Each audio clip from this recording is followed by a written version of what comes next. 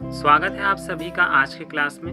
और आज के क्लास का हमारा टॉपिक होगा कंट्रोल स्टेटमेंट के बारे में। मतलब कि जब भी हम कोई प्रोग्राम बनाएंगे तो उसमें कौन कौन से ऐसे स्टेटमेंट है जिससे हम अपने प्रोग्राम को कंट्रोल कर सकते हैं। ठीक है, एग्ज़ाम में भी इससे बहुत सारे क्वेश्चन आते भी हैं, तो इसको अच्छे से समझिएगा और साथ ही जानिएगा कि इसका यूज़ आप एक प्रोग्राम में कैसे कर सकते हैं। चलिए उससे पहले जानेंगे कि आखिर ये कंट्रोल स्टेटमेंट होता क्या है, कैसे हम अपने प्रोग्राम को कंट्रोल कर सकते हैं। तो वो सभी स्टेटमेंट जिनका यूज़ हम करते हैं किसी भी प्रोग्राम के एग्जीक्यूशन को कंट्रोल करने के लिए, वे सारे स्टेटमेंट कंट्रोल स्टेटमेंट कहलाते हैं।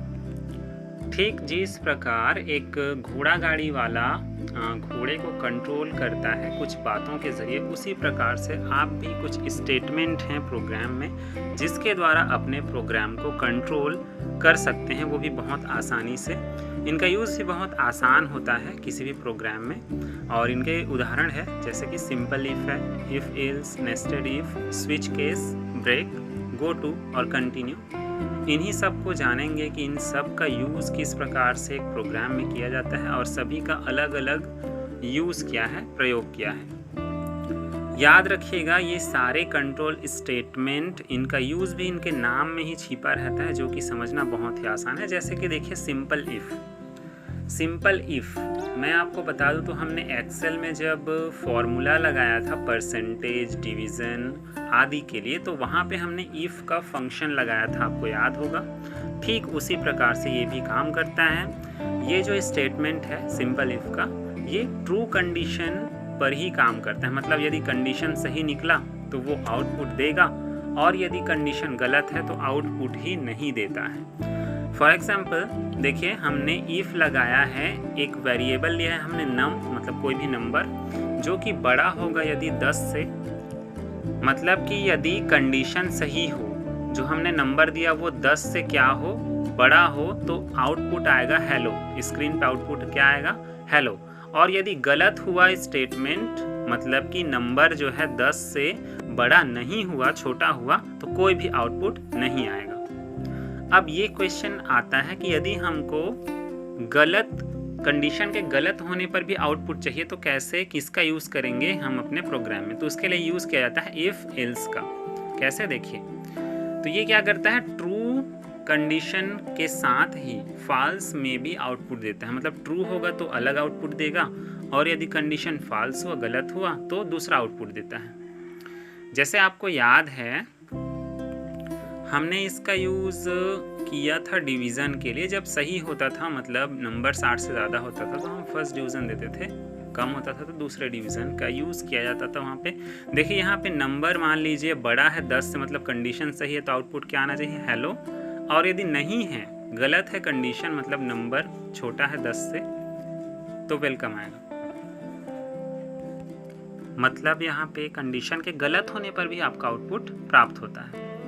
अब कई ऐसे सिचुएशन भी होते हैं जब हमको इफ़ एक बार नहीं बार बार यूज़ करना पड़ जाता है। जैसे कि डिवीज़न के केस में फर्स्ट के लिए अलग, सेकंड के लिए अलग और थर्ड डिवीज़न के लिए अलग। वहाँ पे हम यूज़ करते हैं नेस्टेड इफ़ का। ये क्या होता है, मान लीजिए कहीं पर भी इफ़ का एक से ज़्यादा बार यूज़ हो रहा है, मतलब कि एक से अधिक कंडीशन के लिए इसका यूज़ किया जाता है। इसमें एक से अधिक इफ़ का भी प्रयोग किया जाता है।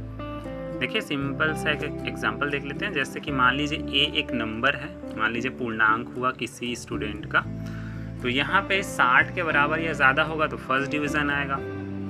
नहीं तो यहाँ पे देखिए दूसरा कंडीशन आ गया और दूसरा इफ़ भी आया है कि बी का मान, या फिर ए ही मान लीजिए, कोई भी नंबर हो जिसका मान ज़्यादा हो 45 से या बराबर हो, तो सेकेंड डिवीज़न, और जो बाकी बच गए उनका फिर थर्ड डिवीज़न। तो यहाँ पे ध्यान से देखिएगा, 2 बार इफ़ लगा है और 2 बार कंडीशन भी लगा है, तो इसी को बोला जाता है नेस्टेड इफ़। जहाँ पे भी एक से ज़्यादा बार इफ़ का यूज़ हो उसको बोलते हैं नेस्टेड इफ़।